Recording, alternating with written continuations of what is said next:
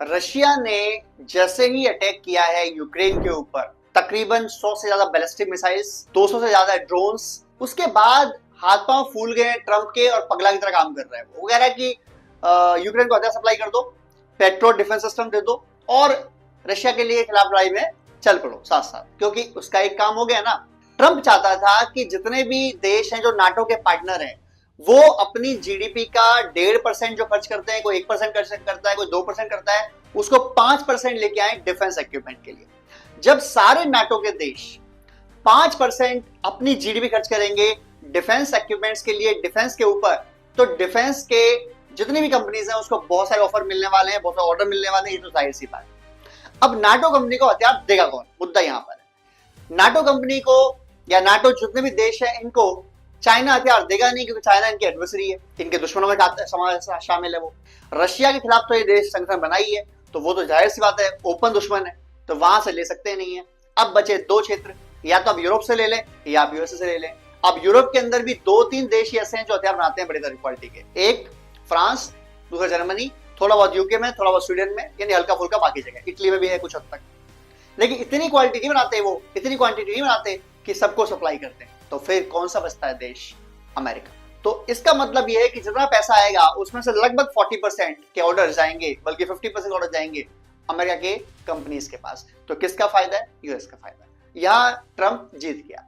लेकिन ट्रंप ने एक काम और कर दिया। ट्रंप क्या कह रहा है कि रशिया के ऊपर हमला कर देंगे, ये कर देंगे, वो कर देंगे। रशिया के खिलाफ 2-4 देश हैं, लेकिन वो खले गंदे तरीके से, यानी बिल्कुल साथ साथ। एक है उनमें से नॉर्थ कोरिया, जो यूएस को घंटा को समझता नहीं।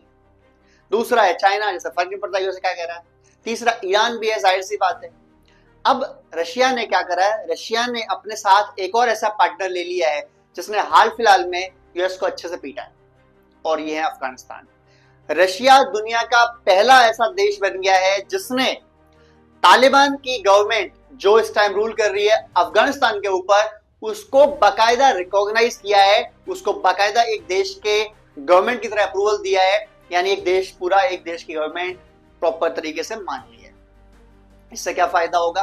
पहला फायदा तालिबान को होगा कि उनको एक देश मिल गया है जो उनको प्रॉपर तरीके से पॉलिटिकली सपोर्ट कर रहा है, और दूसरा फायदा होगा रशिया को, क्योंकि जब लड़ने का मुकाबला आएगा तो अफगानिस्तान के लोग इस मामले में बड़े सही लोग हैं। अगर आप बात करें जज्बात की, बात करें कमिटमेंट की, तो अफगानिस्तान के जो पठान लोग हैं, अफगानिस्तान के जो लोग हैं, जो पश्तो लोग हैं, इनकी कमिटमेंट की तो यार दुनिया का हाल है। आपने एक मूवी देखी होगी खुदा गवाह, अमिताभ बच्चन का बड़ा अच्छा रोल था उसमें। उसने एक पठान का रोल किया था और उसने दिखाया था कि अपनी जवान के लिए उसने 20-30 साल जेल में बिता दिए। हालांकि वो तो मूवी थी, स्टोरी थी, लेकिन रियल लाइफ में भी जो पठान है, जो अफगानी लोग हैं, ये जवान के पक्के लोग होते हैं। ये जो बोलते हैं वो करते हैं। तो अगर इनका साथ मिलता है रशियंस को, और रशियंस इस मामले में काफी कमिटेड लोग हैं, वो यार कमिटेड कौम है। हम खुद देख सकते हैं भारत के साथ उनकी दोस्ती है और 17 साल दोस्ती है। जब भी नीड पड़ी है उनकी, दे आर विद अस। और इंडियंस इस मामले में इस तरह के लोग हैं। एक ही ऐसा देश है जो ऐसा नहीं है, और वो है यूएसए। और पाकिस्तान तो खैर मैं देश मानता ही नहीं, वरना पाकिस्तान तो खैर सबसे ही क्या गुजरा है, वो सुबह क्या बोलेगा, शाम में क्या बोलेगा, दोपहर में क्या बोलेगा, पता नहीं। और पाकिस्तान के दो तरीके हैं, गवर्नमेंट एक बोलती है, आर्मी एक बोलती है, दोनों अलग बोलते हैं। तो दोनों में से कोई एक भी कर देगा, उल्टी बात करते हैं। अगर ये हो गया तो भी पाकिस्तान ने कहा था वो कर दिया, ये हो गया पाकिस्तान तो भी कहा था कर दिया। यानी पाकिस्तान दोनों साथ खाने से चिटपट भी मेरी कर देता है, लेकिन वो बहुत ही बाहियत कंट्री। तो अगर अफगानिस्तान के साथ मिल गया रशिया को, तो ये अच्छी खबर नहीं है अमेरिका और नाटो देशों के लिए।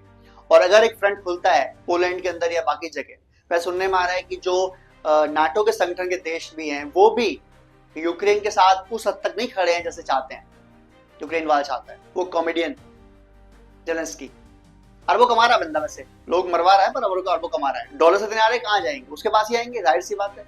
तो कमा बहुत रहा है वो।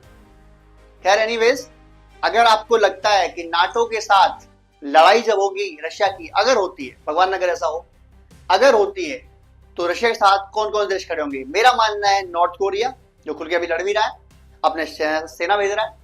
चाइना, जो इस टाइम हथियार और पैसे भी सपोर्ट कर रहा है। और अफगानिस्तान और ईरान।